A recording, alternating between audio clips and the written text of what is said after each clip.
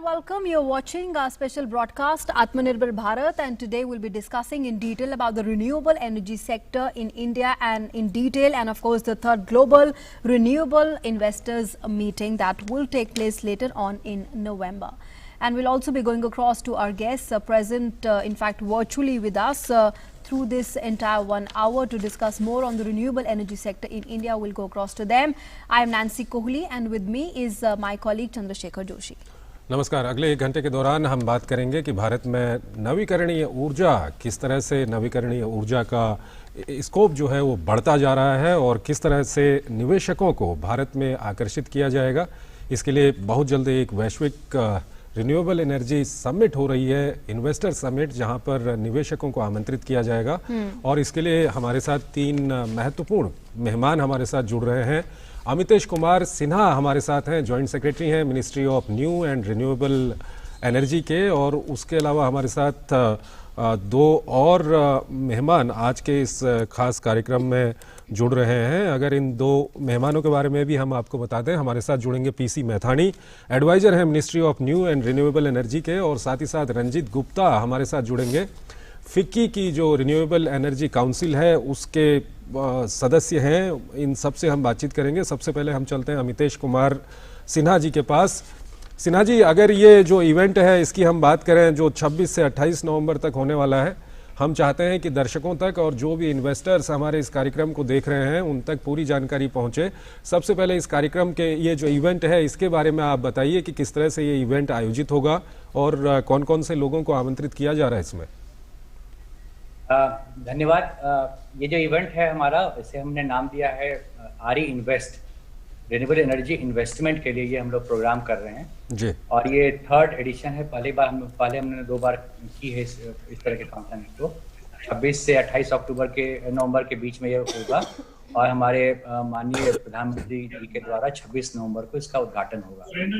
इसमें हम लोगों ने जो प्लान किया है, इसमें कुछ कंट्री सेशंस हैं, हमारे पार्टनर कंट्रीज हैं, 6 आइडेंटिफाई किए हमने, Australia, Denmark, France, Germany, Maldives और यूके। कुछ स्टेट पार्टनर स्टेट्स हमारे हैं, वो भी हमने 6 आइडेंटिफाई किए हैं, जैसे गुजरात, हिमाचल, मध्य प्रदेश, राजस्थान, तमिलनाडु। इसी तरह से हमने बहुत सारे टेक्निकल सेशंस वगैरह ऑर्गेनाइज किया है, जिसमें कि इम्पोर्टेंट जो है एक सीएम्स प्लेनरी सेशन है, सीओज राउंड टेबल है, इसमें हमारे रिन्यूएबल एनर्जी के जो मुख्य संचालक लोग हैं उनके साथ डिस्कशन होगा।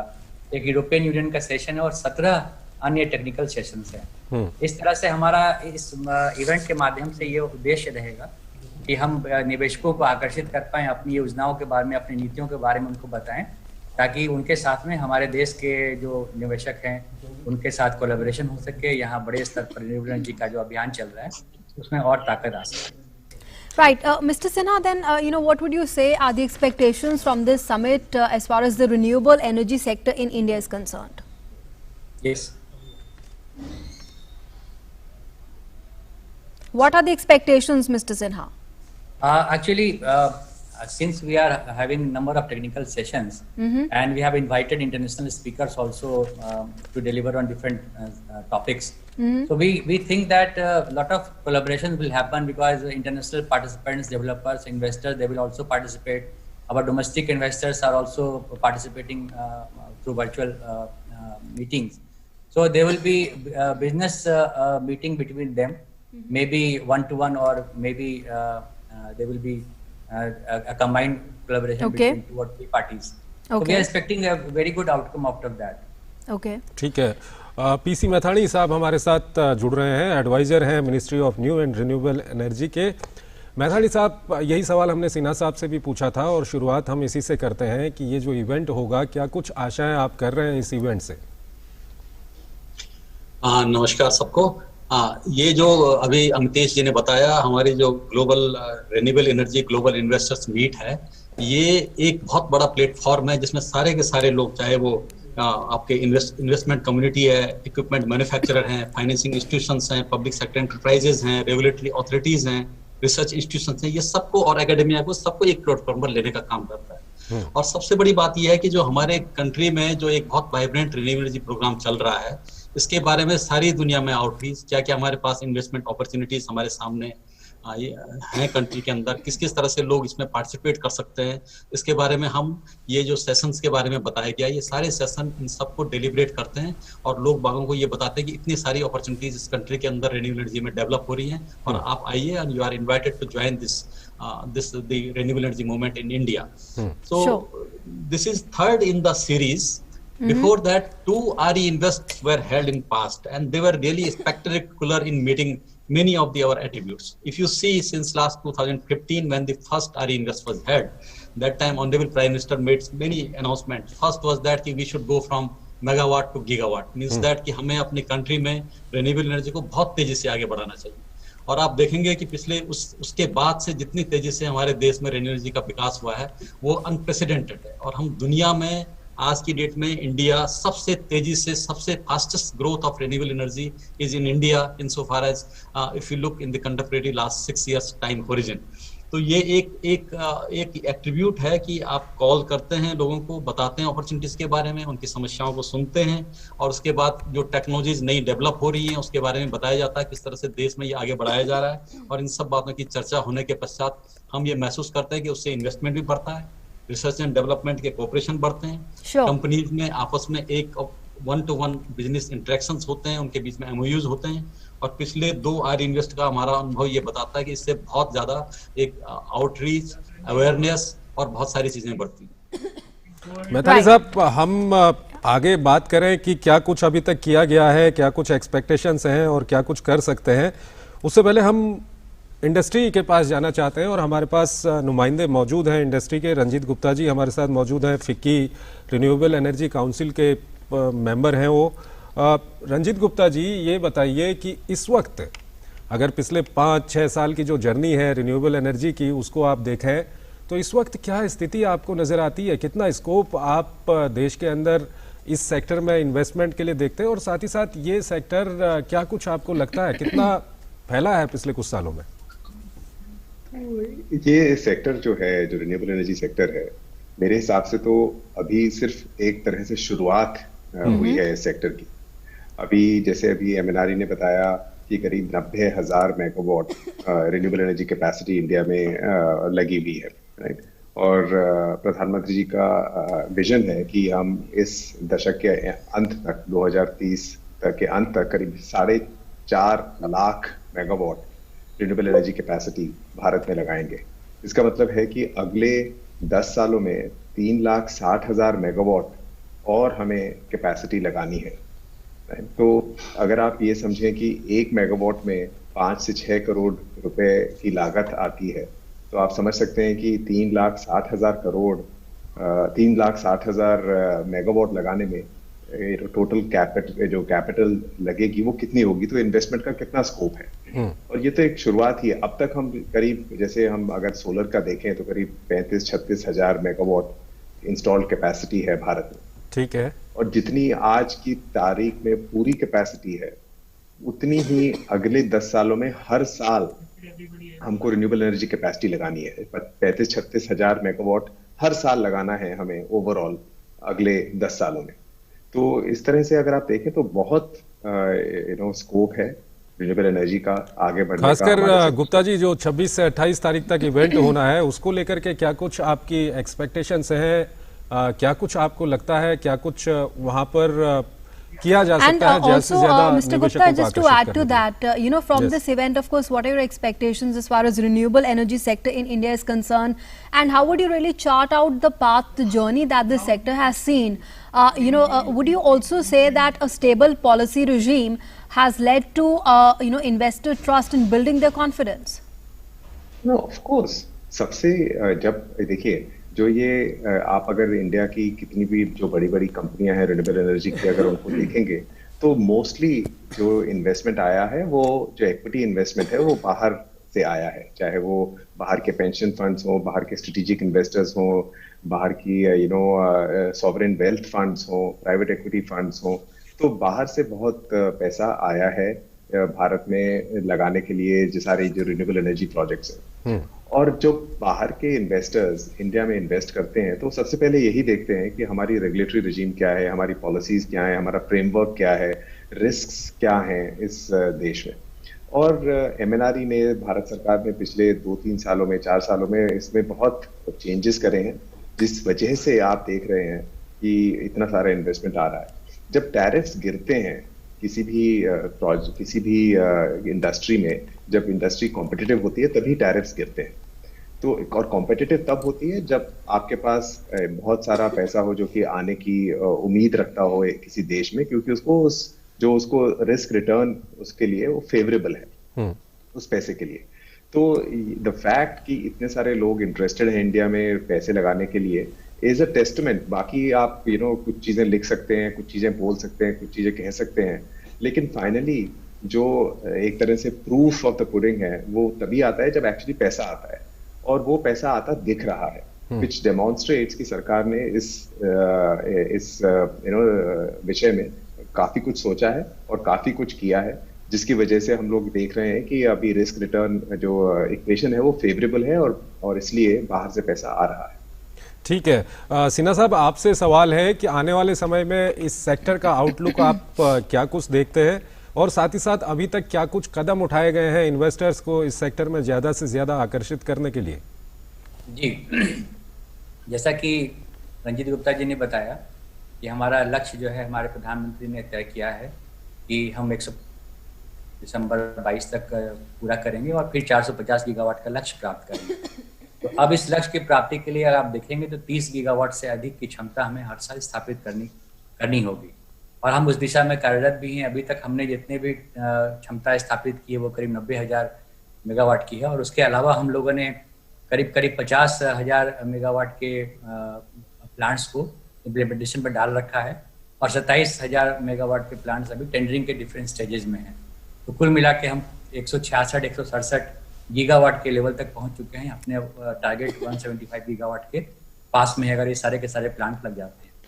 हमने ऐसा माहौल बनाने की कोशिश की है जिसमें कि निवेशकों को, चाहे वो वित्तीय निवेशक हों या वो डेवलपर हों, डेवलपर हों, या वो टेक्नोलॉजिस्ट हों, या एकेडमिशियन हों, या डिफरेंट कंट्रीज जो हमारे साथ पार्टनरशिप करना चाहती हैं, सब लोग को एक विश्वास बनाने की कोशिश की हमने कि एक स्टेबल पॉलिसी रिजीम है। इस स्टेबल पॉलिसी रिजीम में गवर्नमेंट कमिटेड है, और हम पॉलिसी बना करके ट्रैजेक्टरी के हिसाब से लगातार बिडिंग कर रहे हैं, और प्लांट्स हमारे यहाँ अच्छे से लगे, हमारे इन्वेस्टर्स को कोई रिस्क नहीं रहे। इसके लिए हमने पहले तो स्टैंडर्ड बिडिंग गाइडलाइन बनाई, उसके बाद उनके पीपीए जो होते हैं, पावर परचेज एग्रीमेंट्स, उसको स्ट्रेंथन किया। जितने भी पॉइंट थे जो डिफिकल्टी वाले थे सबको दूर किया, विन विन सिचुएशन बनाया सबके लिए, ताकि कहीं भी कोई अनसर्टेनिटी नहीं। So, Mr. Sinha, what would you say as far as what's really the outlook for the flow of investments to continue also, and what's the outlook for the investments in the coming years for the sector? Actually, I believe that whatever investment we are seeing right now, it is going to increase by at least 3 times. Okay. In years. Okay, that's a big leap. Yeah. Yeah. Okay. So, and we will see this kind of momentum for next 10 years. And this is happening in India, and this is not different from other part of the world also. But our efforts are directed towards the vision of Honorable Prime Minister. Okay. Sure. Right. Mr. Methani, let me bring you in at this point. Renewable energy, clean energy, it's very important for, safe environment, green economy. So in that sense, this sector is very important. It assumes all the more, significance and becomes very crucial when we talk about sustainable development of India, a balanced sustainable development of India. So in that context, Mr. Methani, what would you say, as far as the importance being attached to this sector, and in the coming years, a lot of focus, renewed focus, policy regime being modified to make sure that the sector sees exponential growth? Insofar as this sustainable development dimension of renewable energy is concerned, I would say that this is central to any effort leading towards this sustainable energy economy. If we recall that in India, we are party to Sustainable Development Goal, which were agreed by United Nations in 2015, and the goal number 7 is universal energy access, which looks for significantly increasing the share of renewable energy in the global energy mix. And secondly, in the same year, India committed under Paris Climate Agreement that we will set up around 40% of our total installed capacity by the year 2030 from non-fossil fuel sources. At the same time, we also committed that we will reduce intensity of greenhouse emission intensity of our economy by 33 to 35% below 2005 level. So all these, if you look all these things, ultimately energy is the largest contributor for the greenhouse gas emissions in the country. At the same time, energy is the basic need for the subsistence living, where the livelihoods are attached for the masses. So on these two accounts, when we see renewable energy by all means is the central to any effort to achieve either sustainable development goal or to achieve the Paris Climate Agreement, this nationally determined contributions which we committed under the Paris Climate Agreement. Now coming forward, that how we are moving on these directions. As mentioned by FICCI panelist Sri Guptaji and Amtesh also, look, to quantify that how things are moving, that the latest reports which we are before us, which says that last 6 years, roughly we got around 64 billion, roughly we translated 4,70,000 crores of rupees came in India as a total investment in this sector. And if foreign direct investment, the numbers which have been compiled by the Ministry of Industry, they say that 42,700 crore came as the foreign direct investment.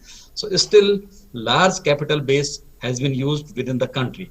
But now, as mentioned, that our future plans for the renewable energy, we are now moving towards the next level. We are at the verge of achieving the initial target which we declared in the year 2015 of 175 gigawatt. As mentioned, that already either we have set up or we are in the pipeline for 166 gigawatt, so roughly 6-7 more we will be achieving that, and maybe if things go favorable, we can exceed that also. And secondly, beyond that, we have target for 20 gigawatts by the year 2030.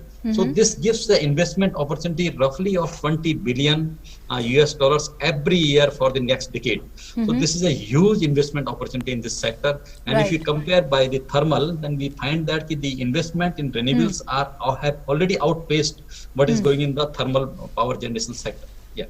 ठीक है, सिन्हा साहब ये बताइए कि अगर हम कोविड-19 की बात करें तो तकरीबन कोई सेक्टर ऐसा नहीं है जिस पर कोविड-19 का फर्क ना पड़ा हो। इस सेक्टर की हम बात करें तो क्या कुछ फर्क कोविड-19 का इस पर पड़ा है, और जो फर्क पड़ा है उसको दूर करने के लिए, उस नुकसान को दूर करने के लिए क्या कुछ किया है अभी तक?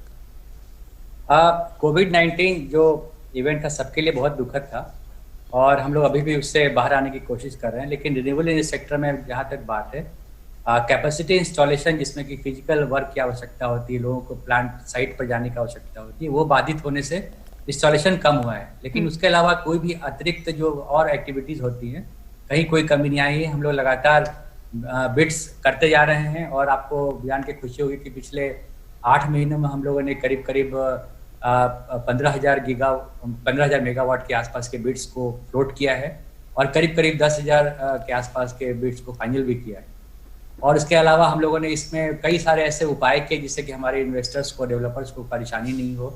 तरह तरह के गाइडलाइंस इशू किए, उनको एक्सटेंशन दिया, और उन सारी चीज़ों को मैं अभी यहाँ पर आपके सामने में बताना नहीं चाहता, जो कि लिस्ट बहुत लंबी है। इसी बीच में हमने one sun one world one grid के कॉन्सेप्ट के हिसाब से उस टेंडर को भी, RFS को भी फ्लोट किया, जो कि ISA और MNRE और वर्ल्ड बैंक मिलके प्रोजेक्ट को कर रहे हैं। तो कई सारी महत्वपूर्ण एक्टिविटीज हुई कोविड के दौरान में। जी मैथानी साहब, यही सवाल आपसे भी पूछना चाहेंगे कि कोविड-19 का क्या कुछ फर्क आपने देखा इस पर्टिकुलर सेक्टर पे? देखिए, जैसे अमतेश जी ने बताया है कि 2 चीजें हैं। पहली बात तो यह है कि जैसे ही कोविड शुरू हुआ, वैसे मिनिस्ट्री ने पहला काम ये किया कि इसको एसेंशियल सर्विस में डिक्लेयर कराया, जिससे जो भी रिन्यूएबल एनर्जी के प्लांट चल रहे हैं वो अनवरत रूप से चलते रहें और उसमें कहीं पर भी कोई विक्षेप पैदा ना हो। पहला काम तो ये हुआ। उसके बाद जैसे कि फील्ड में जाने में कुछ दिक्कतें हुई, जहां पर कमीशनिंग हो रही थी, प्लांट लग रहे थे, उसके कारण से हमारे पिछले 5-6 महीने में, जो हमारे पिछले साल से अगर हम कंपेयर करें, हमारी कमीशन कैपेसिटी थोड़ा कम हुई है। बट इस समय को इतनी अच्छी तरह से बाकी चीजों के लिए यूज किया गया कि रेन्यूएबल एनर्जी को मस्ट रन, जहां पर बिजली थी वो रेन्यूएबल की कहीं पर भी कटौती नहीं हुई। मिनिस्ट्री ने गाइडलाइंस निकाली और आप देखें कि रेन्यूएबल कई बार बड़े अच्छे ढंग से जो भी सर्कमस्टांसेस पैदा हुए उसको मीट करने में सक्षम रहा है इस देश में। और इवन इंडिया में ही नहीं, IEA ने अपना एक अभी स्टडी रिपोर्ट निकाली है Yes. तो उन्होंने उस रिपोर्ट में ये कहा है कि India is among one of the countries which have used this Covid period for accelerating the development and deployment of renewable energy in the very very fast way. So this has been treated as an opportunity for that purpose. And as my colleague Joint Secretary has just mentioned that there is a long list of activities which was done, and for the future deployment, the bidding process went ahead in a very significant manner. And the bid which we did this year and the finalized bid was much larger than that which were done the corresponding period in the last year itself. So now this has been converted into an opportunity to consolidate ourselves, to plan in a very systematic manner for the future.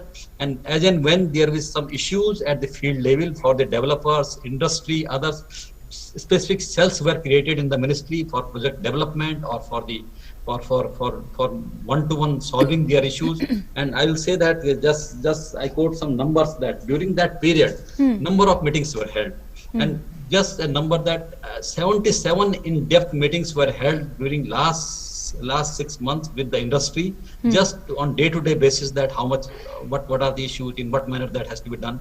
But this was really a rewarding thing for the renewable energy sector. I'll not say the ministry, but for the renewable energy development in the country as a whole. Ranjit ji, आप क्योंकि आप industry के नुमाइंदे हैं, तो Covid का फर्क हमने हर क्षेत्र में देखा और इस फील्ड में भी पड़ा. दोनों एक्सपर्ट्स हमारे बता रहे हैं कि किस तरह से उन्होंने कदम उठाए. किस तरह से आप मिनिस्ट्री की इस एक्टिवनेस को देखते हैं कोविड काल में भी? तो जैसे मैं फिकी के RE/CEO काउंसिल का चेयरमैन हूँ, उसके साथ साथ मैं एक इंडिया की one of the leading solar power companies azure power का CEO भी हूँ. और एज्योर के करीब 2000 मेगावाट सोलर प्रोजेक्ट्स ऑपरेटिंग हैं, करीब 1200 मेगावाट हम लोग कंस्ट्रक्ट कर रहे हैं. तो हम लोग दोनों हिस्सों में हैं, कंस्ट्रक्शन में भी हैं और ऑपरेशंस एंड मेंटेनेंस में भी हैं. जब मार्च एंड में जब सारे देश में लॉकडाउन प्रधानमंत्री जी ने अनाउंस किया, उस समय हम लोगों को बहुत ज्यादा चिंता थी कि अब हमारा क्या होगा, कैसे हम अपने प्रोजेक्ट्स चलाएंगे, कैसे हम अपने प्रोजेक्ट्स बनाएंगे. उस समय मिनिस्ट्री ने मिनिस्ट्री स्टेप फॉरवर्ड और हम सब जितने भी डेवलपर्स और ऑपरेटर्स थे उनकी बहुत मदद करी. जितने भी स्टेट्स थे, सब स्टेट्स को मिनिस्ट्री ने लिखा कि उनको सारे जो रिन्यूएबल एनर्जी के पैसे हैं वो टाइम पे देने होंगे. उनको जो मस्ट रन होता है रिन्यूएबल का, कि रिन्यूएबल, क्योंकि हमारा ऐसा तो है नहीं कि हमने जब चाहा तब बिजली सप्लाई की. जब सूरज उगता है तो हमारे प्लांट्स चलते हैं, जब हवा चलती है तो हमारे प्लांट्स चलते हैं. तो वो बहुत जरूरी होता है कि जब ये चीजें जनरेट कर रही हो तो इनको डिस्पैच किया जाए, इनको शेड्यूल किया जाए. तो मिनिस्ट्री ने उसमें भी हमें मदद की.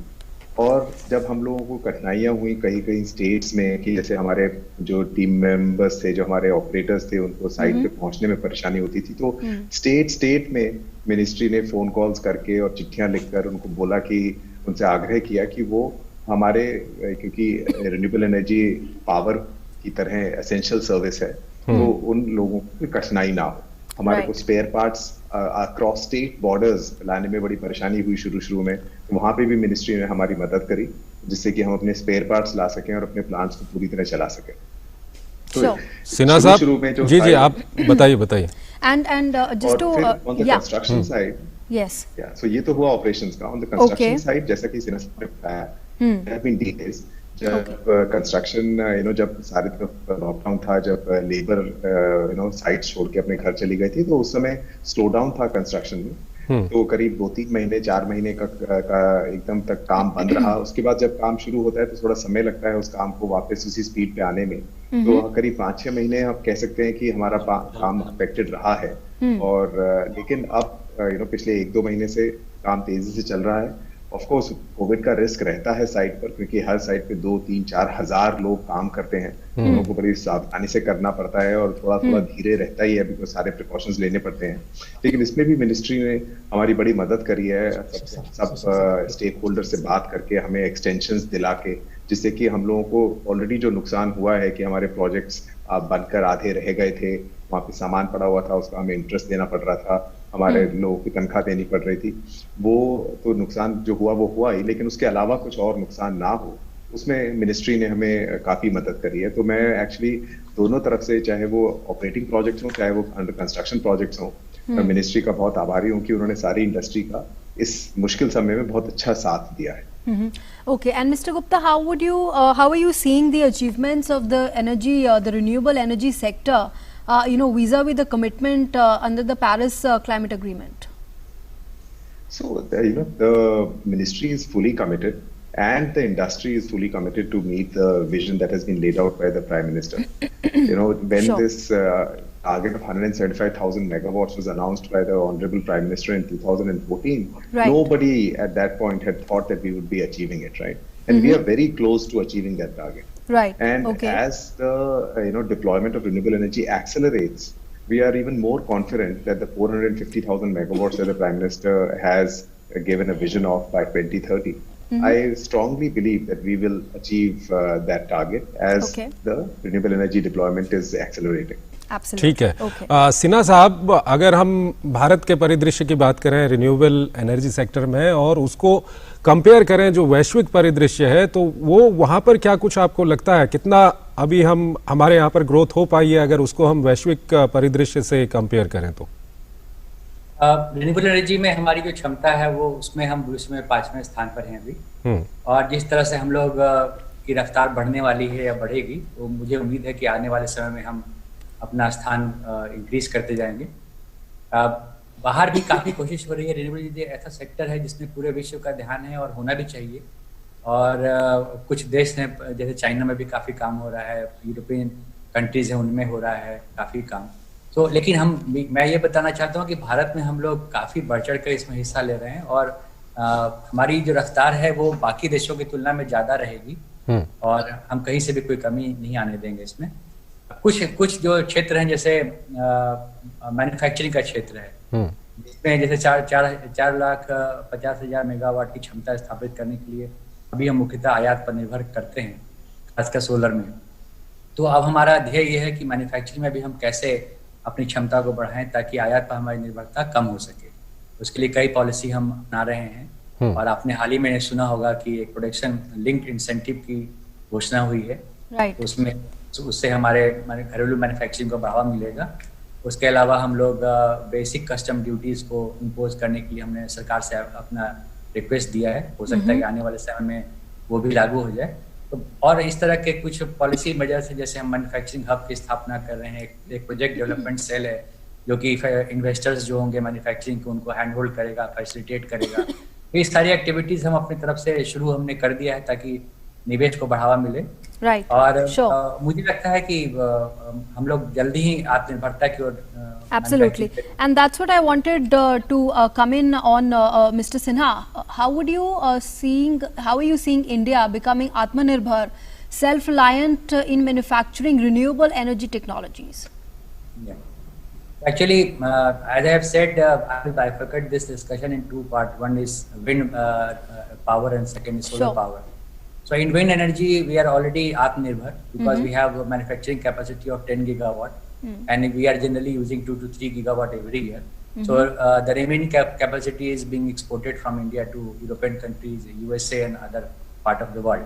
Okay. And more investment is coming in that field because we are seeing wind energy as India as a global hub for that. So that is on the track and we are promoting that investment. As far as solar energy is concerned, we are only having 2.5 to 3 gigawatt of solar cell manufacturing and our operational capacity of 10 gigawatt of module manufacturing. So we are trying to push through policy measures. We are trying to facilitate investment. We are trying to tie up with state government for land parcels. And in a way, an ecosystem is being developed which will facilitate investment in India. So a lot of investors are interested. We through this RE Invest also and through other platform. What we are trying to do is to just have right kind of collaboration, interaction, and right type of facilitation for promoting investment in India, particularly in manufacturing. Okay. So I think the RE Invest will again is a step in that direction, and we will see a lot of collaboration in technology, different technology fields also. ठीक है सिन्हा साहब, हालांकि Nancy ने वो सवाल अंग्रेजी में पूछ लिया है, लेकिन हिंदी के दर्शकों के लिए ये सवाल मैं फिर जानना चाहूँगा कि हमारे कुछ कमिटमेंट हैं पेरिस क्लाइमेट एग्रीमेंट के तहत, उन कमिटमेंट को पूरा करने में ये जो सेक्टर है रिन्यूएबल एनर्जी का, ये कितना कारगर सिद्ध हो सकता है और अभी तक क्या कुछ इसके फायदे आपको देखने को मिले हैं, अभी की प्रोग्रेस क्या है?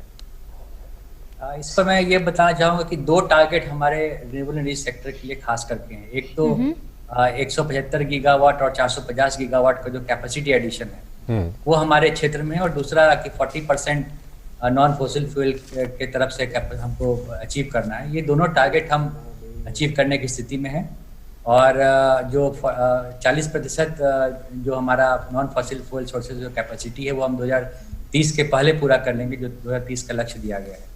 उसमें उसको हम हो सकता है कि 3-4 वर्ष आगे ही उसको अचीव कर लें। और जहाँ तक 450 गीगावाट का लक्ष्य है उस पर हमने बताया आपको कि हम लोग अग्रसर हैं, और 30 गीगावाट हर साल में अब कैपेसिटी एडिशन की बात हो रही है या उससे ज़्यादा।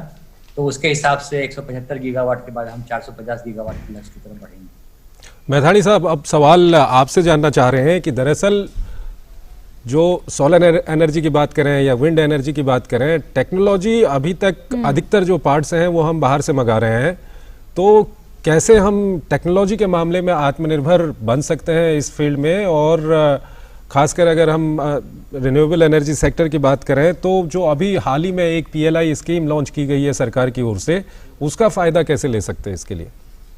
देखिए, इसको 2 तरह से देखना पड़ेगा, क्योंकि रिन्यूएबल एनर्जी तो पूरा एक स्पेक्ट्रम है। जैसे कहा गया है, विंड के क्षेत्र में तो हमारी आत्मनिर्भरता मैन्युफैक्चरिंग में लगभग क्या कि हम एक्सपोर्ट भी करते हैं और एक्सपोर्ट करने की स्थिति में है देश के अंदर से मिला के। अगर आप देखें कि सोलर एनर्जी में जितनी तेजी से बढ़ी है सोलर एनर्जी इस देश में, हमने पिछले 2015 से और 2020 के बीच में 13 गुना हमारा डिप्लॉयमेंट बढ़ा है। तो जो हमारे पास जो टेक्नोलॉजी थी और जो हमारे पास कैपेसिटी थी वो इसको करने के लिए पर्याप्त नहीं थी उस समय। जिस तेजी से हमारे डेवलपमेंट के गोल बढ़े, वो टेक्नोलॉजी उसमें वो पर्याप्त नहीं थी। अब 2 बातें हैं कि देश में आज भी क्षमताएं हैं सोलर को बनाने की, और उनकी क्षमताएं अगर आप छोटे स्तर पर देखें तो वो टेक्नोलॉजी में दुनिया की किसी भी टेक्नोलॉजी को मीट करते हैं। अगर बेंचमार्क की बात करें कि 18 से 20% अगर आपका वो बिजली बनाने, सोर्स धूप को बिजली में कन्वर्ट करने की क्षमताएं दुनिया में फील्ड में लग रही हैं, तो वही उसी स्तर के सेल भी भारत में बन रहे हैं।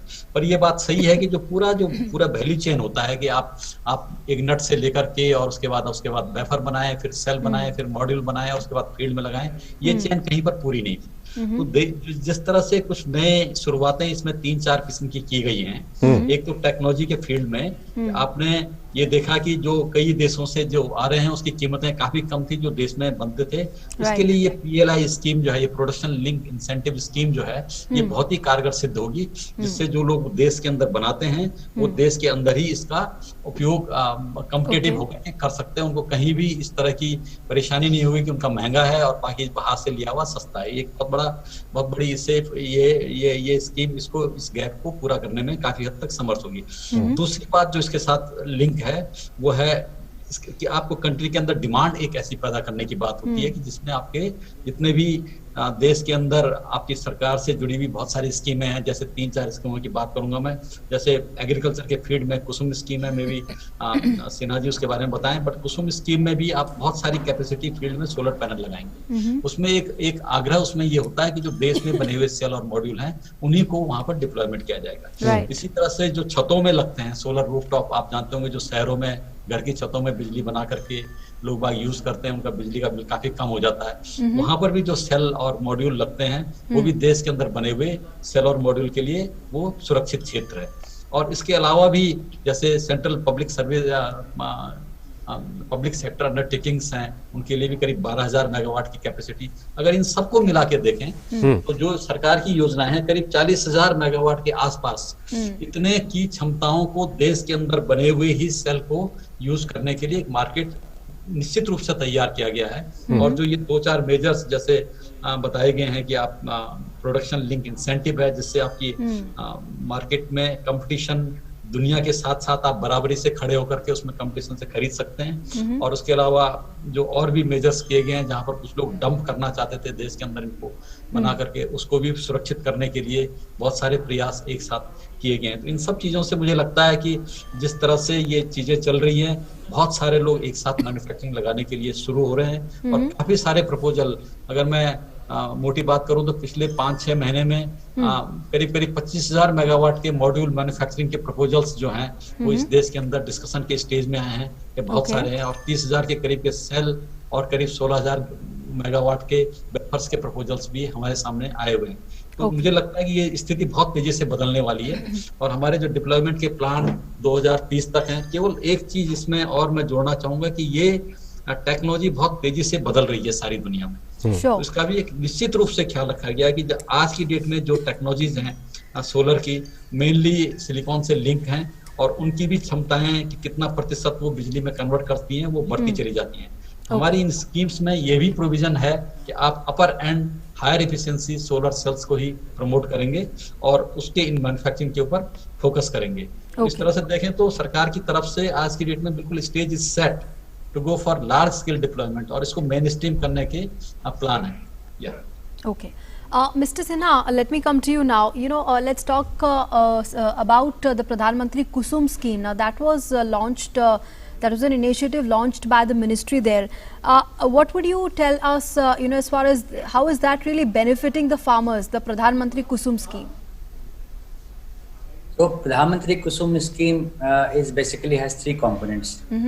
Component A is where farmers can put solar plants on their barren land, their fallow land. So, in a way, since the deployment or installation of renewable energy asset is centralized now in the country, and the power produced by those plants will be procured by distribution companies of that area.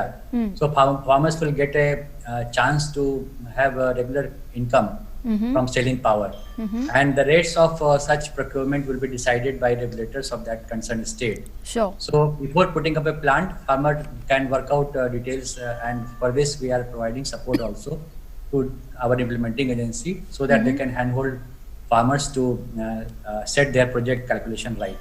Right. So this is component A. Component B is for replacement of diesel pumps by solar pumps and solar panels.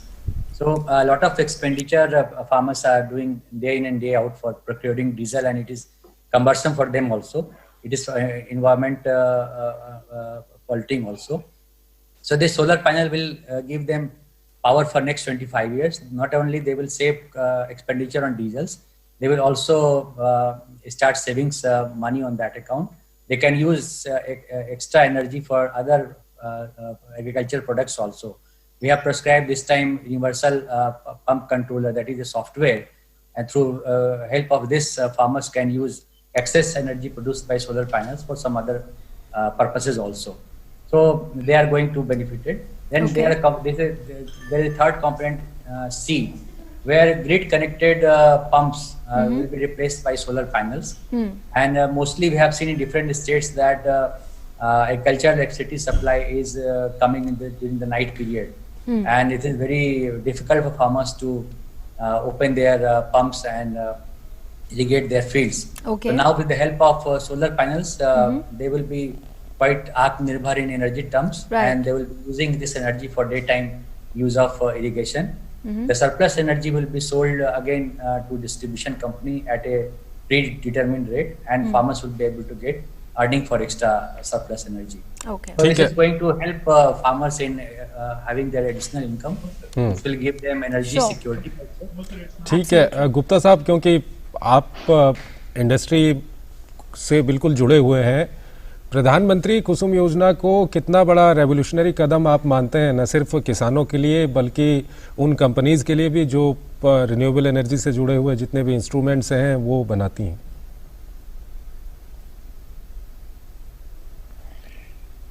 Gupta साहब। हाँ, तो देखिए, जो प्रधानमंत्री कुसुम scheme है वो जो हम लोग डेवलपर्स हैं उनके लिए वो इतना मेन स्ट्रीम नहीं है।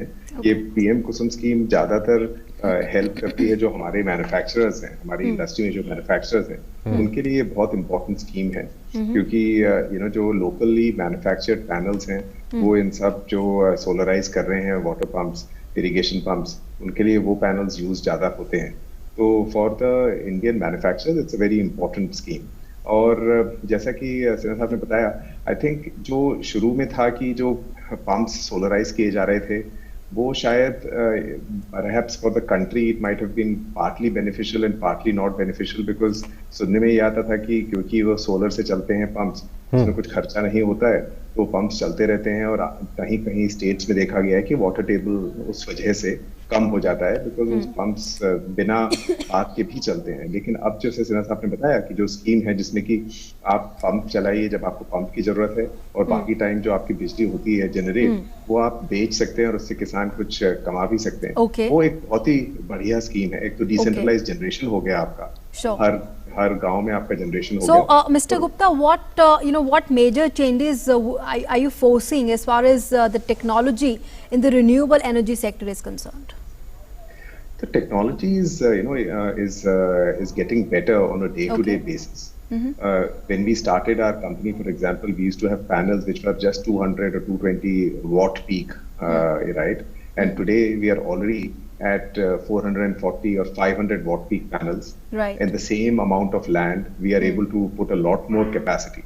The requirement for land, which we used to say that you need about 5 acres to set up 1 megawatt, now you need barely 3 acres to set up 1 megawatt. So the amount of land that is required for each megawatt is reduced. The efficiency of the modules has increased. And there are many other things. For example, now there is dry cleaning, which everyone is using. So that, one big issue with solar panels was that for every panel, you need 2 liters of water every time you clean it.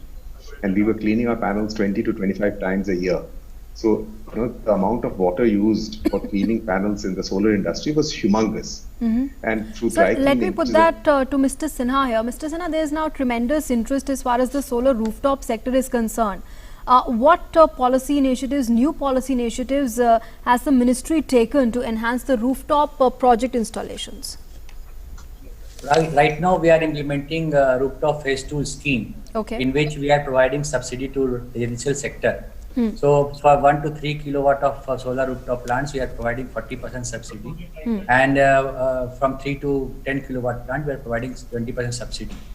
Apart from this, for group housing needs also, we are providing 20% subsidy. So these are the subsidy directly being given to these sectors. Then for other sector like commercial, industrial and social sectors, we are not directly providing subsidy, but we are incentivizing our DISCOMs, distribution companies, because they are framing right policy. They are providing all facility for integration of rooftop energy with main grids. So we are giving some incentive to distribution company, and from the base year, if they will increase more than 10% capacity addition, they will get 5% of the cost of entire additional plant. So this kind of incentive we are providing. Apart from that, we have developed some business models on the basis of national and international experience, and we are circulating it to distribution estates in different states, and we are holding regular meeting with DISCOMs, trying to promote these business models so that adoption of rooftop system is can be expedited. So these are the measures we are taking, and in future also we hope that new models will be developed and it will be shared with the state governments. Okay. ठीक है, मैथानी साहब एक बार फिर PM कुसुम योजना की ओर आते हैं। PM कुसुम योजना में हमने देखा कि काफ़ी कुछ पिछले दिनों में बदलाव भी किए गए हैं। उसके बाद किस तरह की प्रोग्रेस आप देख रहे हैं? कितना इसमें किसानों का इंटरेस्ट है और क्या कुछ अभी तक आपके सामने इस योजना को लेकर के आया है? देखिए, आप इसे इस तरह से देखिएगा कि एग्रीकल्चर क्षेत्र में स्कीम को आप एक तरह से पाथ ब्रेकिंग चीज कह सकते हैं, जहां पर जो डीजल का बहुत बड़ी तादाद में उपयोग पानी खींचने के लिए होता है। और दूसरी बात आपने देखी होगी कि अधिकतर जगहों पर बिजली की अवेलेबिलिटी पंपिंग सेक्टर में बहुत ज्यादा सहज नहीं होती है। कई बार रात को आती है, कई बार सुबह आती है, और एक श्योरिटी नहीं रहती कि कितना मिलेगा, और उसका आपके एग्रीकल्चर पर सीधा प्रभाव पड़ता है। ये स्कीम आज बिल्कुल इस तरह से है कि आप किसान अपने आप बिजली पैदा करेगा, अपनी जरूरत के हिसाब से पानी खींचेगा, और उससे अलावा जो बिजली बचेगी उसको बेच करके एडिशनल इनकम वो पैदा करेगा। कितने सारे फायदे हैं इससे। आप उनकी लाइवलीहुड को देखिएगा। जो जमीन उनकी बैरन है या काम नहीं आती है, उसके ऊपर वो सोलर पैनल लगा करके बिजली बेच सकते हैं। और इसमें जिस समय उनको पानी की आवश्यकता है, जितनी आवश्यकता है उतना लेने के उनके पास, they have a control on themselves that कितना उनको चाहिए, अपने आप बिजली पैदा कर रहे हैं। और उसके अलावा जो एडिशनल इनकम है वो भी अपने में सबस्टेंशियल है। और तीसरी बात, उसके अगेंस्ट उनको कुछ नहीं देना है पैसा, एक बार आपने लगा दिया तो 25 साल तक कम से कम ये पंप चलते हैं, ऑपरेशन एंड मेंटेनेंस के अलावा बाकी सारी चीजें आपकी आवश्यकताएं पूरी होती रहती हैं और एक एडिशनल इनकम मिलती है। एक दूसरा डायमेंशन भी जो कुसुम स्कीम का है वो बहुत ही नेशनल इंपॉर्टेंस का है। अगर आपने देखा होगा, अखबारों में बार बार पढ़ते हैं कि जो डिस्ट्रीब्यूशन कंपनीज है उनके लॉसेज में फ्री एग्रीकल्चर जो सिंचाई के लिए बिजली दी जाती है उसका बहुत बड़ा योगदान रहता है। और वो उसमें आपस में किसानों को भी जितनी चाहिए वो नहीं मिलती है और डिस्कॉम कहते हैं कि उनको नुकसान हो रहा है इससे। तो एक इससे जो नुकसान का जो एक परसेप्शन है कि डिस्कॉम्स को होता है वो भी काफी हद तक कम होगा। और कुछ राज्यों में और केंद्र सरकार भी इस बारे में सोचती रहती है कि किस तरह से आगे बढ़ना। और एक नया डायमेंशन के समय यह है कि आप सीधा एक एग्रीकल्चर फीडर बनाएं और उसको सोलराइज कर दें। तो ये कुसुम आज की डेट में जिस तरह से चल रहा है, इसका एक नेक्स्ट कोरोलरी या नेक्स्ट डायमेंशन ये है कि आप एक एग्रीकल्चर फीडर में सारे सोलर को करके और जिससे उनके पास एक एश्योर्ड पावर सप्लाई अपने इरिगेशन और अदर पर्पजेस, क्योंकि ये बियॉन्ड इरिगेशन के इसमें काफी क्षमताएं मैं महसूस करता हूँ कि इरिगेशन के अलावा छोटी छोटी इंडस्ट्रीज वहां पर बाकी टाइम में लगाने का, और अगर आपके पास excess energy at affordable cost है तो उसके तो सोशल डायमेंशन बहुत ही ह्यूज हैं। तो टेक्नोलॉजी जिस तरह से मैच्योर हो रही है, जिस तरह से वो काम कर रहे हैं और अलग अलग आपने इसमें मॉडल्स निकाले हुए हैं, बिजनेस मॉडल्स निकाले हुए हैं, आपने टेक्नोलॉजी में फ्रीडम दी है, आपने कॉस्ट को मिनिमाइज करने के लिए सारे के सारे मेजर्स लिए हैं। तो ये निश्चित रूप से एग्रीकल्चर फील्ड में एक बड़ा मेजर रिवोल्यूशन की तरफ ये मूव कर रहा है। ठीक है मैथानी साहब, अब हम जो rooftop just before that, Mr. Methani, I wanted to ask you, how would you say, how do you see the the achievements made in the renewable energy sector now really meeting the customer demands round the clock anytime soon? So let me put it this way that initially renewable energy share was really low in the electricity mix, but since last 6 years it has increased significantly. Now in India, non-hydro renewable contribute about 12% of the total electricity demand.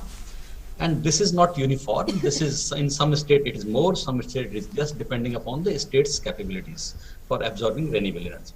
So here comes the role that because renewable energy, either wind is moving in evening hours or morning hours, or sun is available at the daytime. So one of the major challenge before us is that how to make renewable energy dispatchable. Means that 24/7, you need to have renewable energy sources at your disposal so that you can meet at the evening hours the electricity requirement. If you look at since last 3 years, the consistent efforts which have been done by the government of India is towards creating more dispatchability in renewable energy. So apart from daytime, if you can get renewable energy in the evening hours, assured supply, that is the focus. So it is moving in a direction that when the renewable energy with the storage capacity, you can optimize it so that you can deliver renewable energy as on demand whenever you want. So progressively we are moving in a graded approach that our tenders, the Solar Energy Corporation of India has come up with the tenders where they first ask for hybrid, means that is solar electricity, wind electricity together so that you meet the demand daytime also, evening time also, then linked with storage so that you store the electricity and use in the evening hours if daytime you can't use it. So our outlook and the area of work, which is one of the most area of future direction of the work, is that how to make renewable energy firm and dispatchable, whereby we can ultimately aim to achieve 24/7 renewable energy supply based on completely renewable energy sources, not supplemented by any of the thermal over the period of time. And our efforts are in that direction. Just I will add 2 more points here, because it is not only the question of making renewable energy 24/7, but the another larger issue comes that how you augment your grid to absorb the larger capacity of renewable energy. Okay. So integration of renewable energy with the grid is the another area of option. So many of the initiatives which have been taken in the recent past, including the making dedicated corridors for supply for transmission of the renewable energy from one corner to another corner, that is one.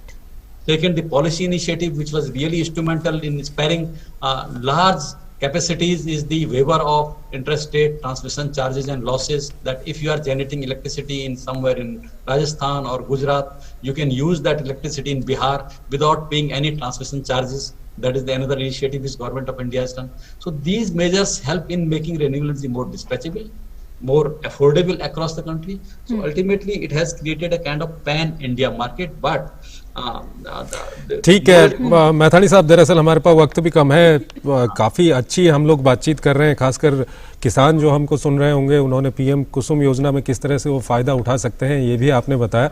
Sinha साहब, हालांकि ये सवाल आपसे फिर अंग्रेजी में पूछा जा चुका है, लेकिन हिंदी के जो दर्शक देख रहे हैं, अगर वो छतों पर अपने सोलर पैनल लगाना चाहते हैं तो उसके लिए क्या कुछ अभी तक किया गया है, कितना आसान इसको बनाया गया है और कैसे वो लगा सकते हैं और कितनी प्रोग्रेस आपको अभी तक मिली है? इस बार हम लोगों ने पिछले बार के एक्सपीरियंस से लाभ उठा करके ये डिसाइड किया कि डिस्ट्रीब्यूशन कंपनी इसको इम्प्लीमेंट करेगी रूफटॉप स्कीम को। उसका मुख्य कारण ये था कि जब रूफटॉप से जो बिजली जनरेट होती है उसमें जो कनेक्शन वगैरह देने होते हैं, मीटर लगाने होते हैं, वो डायरेक्टली काम डिस्ट्रीब्यूशन कंपनी का होता है। तो इससे अब सहूलियत हो गई है। दूसरी सबसे बड़ी सहूलियत जो हम लोगों ने ये दी है कि सब्सिडी आपको इंडिविजुअल कस्टमर को अब लेने की जरूरत नहीं है। जो उनको पेमेंट करना है रूफटॉप सिस्टम लगाने के लिए, वो सब्सिडी काट करके और जो बैलेंस पेमेंट है वही उनको करना है डिस्ट्रीब्यूशन कंपनी को या उनके इंपैनल वेंडर्स को। हम लोगों ने सारे स्टेट और डिस्कॉम के थ्रू पहले तो एक वेंडर्स का इंपैनलमेंट करवा दिया है कि ये वेंडर्स आपके घरों पर रूफटॉप लगा सकते हैं और उनकी दरें फिक्स कर दी कि 1 किलोवाट या डिफरेंट किलोवाट के लिए कितना पैसा लगेगा। अब वो कस्टमर जो है उसका चॉइस है कि अगर 5 वेंडर या 10 वेंडर उसके क्षेत्र के लिए हैं तो उसमें से किसी को वो चूज कर सकते हैं। उसके बाद वो घर पर आकर के बहुत ही कम जगह लगता है, 100 स्क्वायर फीट में 1 किलोवाट का प्लांट चलाता है और रफली एक जो 4 व्यक्तियों का परिवार होता है उसके लिए 3 से 4 किलोवाट के प्लांट सफिशिएंट होते हैं। अब चूंकि इनके दरें भी बहुत कम होती जा रही हैं, जो पहले 1 लाख पर किलोवाट की दर थी अब घट करके 40,000 से भी कम हो गया है प्रति किलोवाट। तो इसकी दर कम हो गई है, एफिशिएंसी पैनल्स की बढ़ गई है, अवेयरनेस हम बढ़ाने की कोशिश कर रहे हैं जिससे कि साफ सफाई रख रखाव भी इन पैनल्स का अच्छी तरह से हो सके ताकि बिजली की समुचित मात्रा में पैदा होती रहे जो उनको प्रॉमिस किया गया था। और साथ में ये सिस्टम हमने ऐसा करने की कोशिश की है कि वो हैसल फ्री हो और कस्टमर को कहीं भागना नहीं पड़े। ठीक है, मुझे लगता है कि इन सब प्रयासों से रूफटॉप का और तेजी से आगे इम्प्लीमेंटेशन होगा। All right, with that we have to wrap up this edition. एक अंतिम सवाल गुप्ता जी आपसे जानना चाहेंगे, क्योंकि मंत्रालय के बड़े अधिकारी यहाँ पर मौजूद हैं, एडवाइजर भी यहाँ पर मौजूद हैं, जॉइंट सेक्रेटरी मौजूद हैं। गुप्ता जी संक्षेप में बताइएगा कि क्या कुछ चुनौतियाँ आ रही हैं ताकि जॉइंट सेक्रेटरी और एडवाइजर यहाँ पर मौजूद हैं वो सुने और बाद में उसको दूर करने की कोशिश करेंगे। तो इसमें इस समय हमारे सामने 2-3 बड़े इश्यूज हैं। एक तो इशू हमारे सामने है ऑफ जो इलेक्ट्रिसिटी एक्ट का अमेंडमेंट, ड्राफ्ट अमेंडमेंट जारी किया था मिनिस्ट्री ने। हमें उम्मीद है और हम हमारी ये सारे इंडस्ट्री की होप है कि वो जल्द से जल्द अमेंडमेंट पास होगा, बिकॉज जो पुराना इलेक्ट्रिसिटी एक्ट था 2003 का उसमें रिन्यूएबल एनर्जी नहीं थी, बिकॉज उस समय रिन्यूएबल एनर्जी थी ही नहीं। अब इस वाले एक्ट में सरकार ने बहुत सारी अच्छी चीजें डाली हैं एक्ट के अंदर, तो हमें उम्मीद है कि वो एक्ट जल्द से जल्द पास होगा जो अमेंडमेंट इलेक्ट्रिसिटी एक्ट का है। उसके अलावा जो कई सारे ऑक्शंस हुए हैं, टैरिफ ऑक्शंस हुए हैं पिछले साल भर में, उनमें कुछ ऐसी कैपेसिटी है जिसके कि अभी पीपीए साइन नहीं हुए हैं। तो उसमें भी हम लोग रिक्वेस्ट कर रहे हैं मिनिस्ट्री से कि वो पीपीए साइन हो, जिससे कि हम जो प्रधानमंत्री का 2022 तक का टारगेट है वो मीट कर सके। और इन दोनों चीजों के अलावा छोटी मोटी चीजें तो चलती रहती हैं, लेकिन ये कहना जरूर चाहूंगा मैं कि मिनिस्ट्री ने का सपोर्ट हमेशा इंडस्ट्री को रहा है, जिस वजह से इंडस्ट्री जहाँ पे है वहाँ पहुंची भी है। ठीक है गुप्ता साहब, मैथानी साहब और सिन्हा साहब दोनों ने सुन लिया है आपने जो कहा और आगे की कार्रवाई वो उसमें करेंगे। इसी के साथ इस कार्यक्रम को हम Absolutely. With that, we have come to the close of this special broadcast of Atmanirbhar Bharat. Thanks very much, Mr. Mehthani, Mr. Sinha and Mr. Gupta, all of you for joining us here on Doordarshan News and DD India and sharing your perspectives. Thanks very much. With that, it's a wrap. Take care. Goodbye. Namaskar.